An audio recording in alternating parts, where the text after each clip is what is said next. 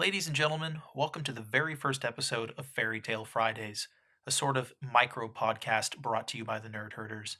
To start off every episode, I'll be telling you the name of the story as well as where it's coming from.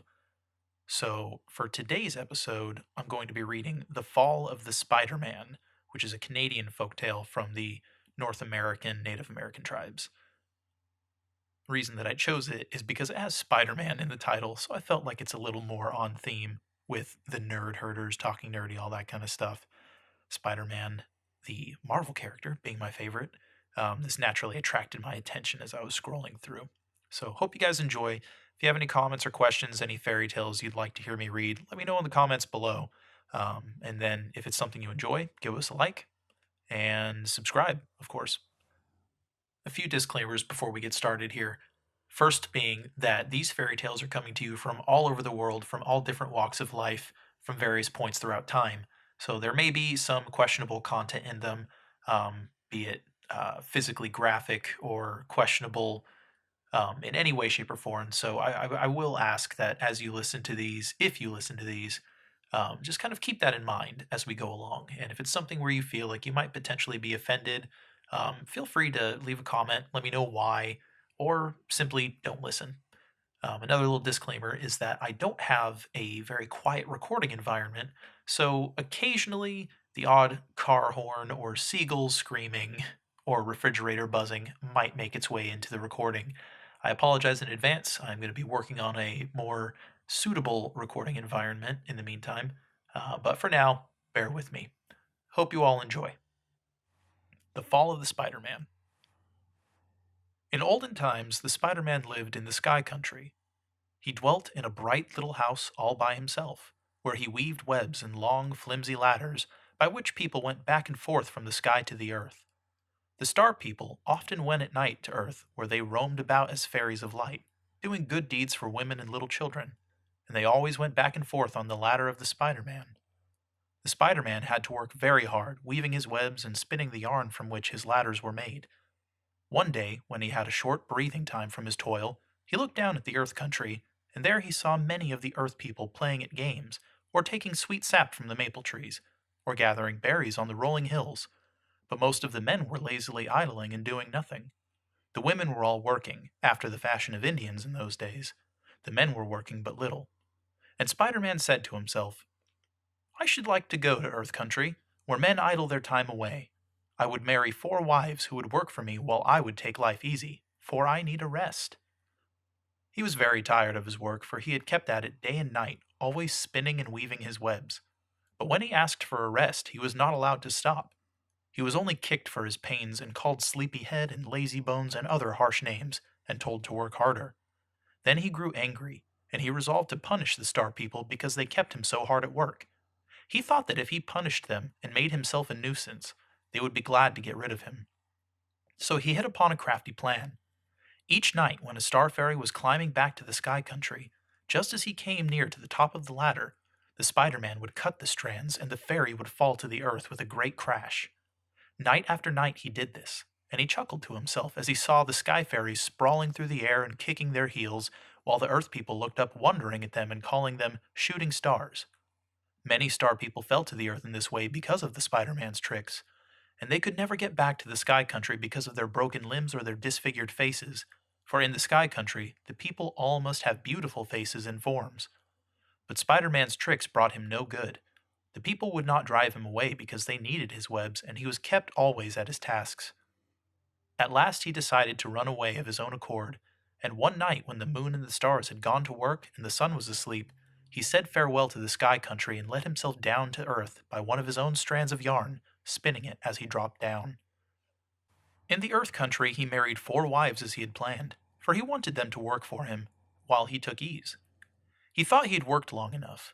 All went well, for a time, and the Spider Man was quite happy living his lazy and contented life. Not a strand did he spin, nor a web did he weave.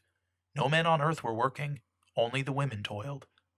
At last, Glowscap, who ruled upon the earth in that time, became very angry because the men in these parts were so lazy, and he sent famine into their country to punish them for their sins. Famine came very stealthily into the land and gathered up all the corn and carried it off. Then he called to him all the animals, and the birds, and the fish of the sea and river, and he took them away with him. In all the land there was nothing left to eat, only water remained. The people were very hungry, and they lived on water for many days. Sometimes they drank the water cold, sometimes hot, sometimes lukewarm, but at best it was but poor fare. The Spider Man soon grew tired of this strange diet, for it did not satisfy his hunger to live always on water. It filled his belly and swelled him to a great size, but it brought him little nourishment or strength. So he said, "There must be good food somewhere in the world. I will go in search of it." That night, when all the world was asleep, he took a large bag and crept softly away from his four wives and set out on his quest for food. He did not want anyone to know where he was going. For several days he traveled, living only on water, but he found no food, and the bag was still empty on his back. At last, one day, he saw birds in the trees, and he knew that he was near the border of the Hunger Land. That night in the forest, when he stopped at a stream to drink, he saw a tiny gleam of light far ahead of him through the trees. He hurried towards the light, and soon he came upon a man with a great hump on his shoulders and scars on his face, and a light hanging at his back, with a shade on it which he could close and open at his will. The Spider Man said, "I'm looking for food. Tell me where I can find it." And the humped man with his light said, "Do you want it for your people?" But the Spider Man said, "No, I want it for myself." Then the humped man laughed and said, "You are near to the border of the land of plenty. Follow me, and I will give you food." Then he flashed the light at his back, opening and closing the shades so that the light flickered, and he set off quickly through the trees. The Spider Man followed the light flashing in the darkness, but he had to go so fast that he was almost out of breath when he reached the house where the humped man had stopped. But the humped man only laughed when he saw the Spider Man coming, puffing wearily along with his fat and swollen belly. He gave him a good fat meal, and the Spider Man soon felt better after his long fast.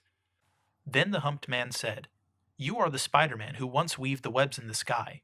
I too once dwelt in the Star Country, and one dark night, as I was climbing back from the Earth Country on your ladder, carrying my lamp on my back to light the way, when I was near the sky, you cut the strands of the web, and I fell to the earth with a great crash. That is why I have a great hump on my back and scars on my face. And because of this, I have never been allowed to go back to the sky country of the stars. I roam the earth at nights as a forest fairy, just as I did in the olden days, for I have my former powers still with me, and I still carry my lamp at my back. It is the starlight from the sky country. I shall never get back to the star country while I have life, but some day when my work on earth is done, I shall go back. But although you were cruel to me, I will give you food." The Spider Man remembered the nights he had cut the ladder strands, and he laughed to himself at the memory of the star fairies falling to earth with a great crash. But the man with the light knew that now he had his chance to take vengeance on the Spider Man. The latter did not suspect evil. He was glad to get food at last. Then the humped man said, "I will give you 4 pots. You must not open them until you get home. They will then be filled with food, and thereafter always, when you open them, they will be packed with good food, and the food will never grow less." The Spider Man put the 4 pots in his bag, and slinging it over his shoulder, he set out for his home, well pleased with his success. After he had gone away, the humped man used his power to make him hungry. Yet for several days he traveled without opening the pots, for although he was almost starving, he wished to do as the humped man had told him. At last he could wait no longer. He stopped near his home, took the pots out of the bag, and opened them. They were filled with good food as he had been promised. In one was a fine meat stew, in another were many cooked vegetables, in another was bread made from the Indian corn, and in another was luscious ripe fruit. He ate until he was full. He covered the pots, put them back in the bag, and hid the bag among the trees. Then he went home. He had meanwhile taken pity on his people, and he decided to invite the chief and all the tribe to a feast the next evening, for the pots would be full, and the food would never decrease, and there would be enough for all. He thought the people would regard him as a very wonderful man if he could supply them all with good food in their hunger. When he reached his home, his wives were very glad to see him back, and they at once brought him water, the only food they had. But he laughed them to scorn, and threw the water in their faces, and said, "O foolish women, I do not want water. It is not food for a great man like me. I have had a good meal of meat stew and cornbread and cooked vegetables and luscious ripe fruit. I know where much food is to be found, but I alone know.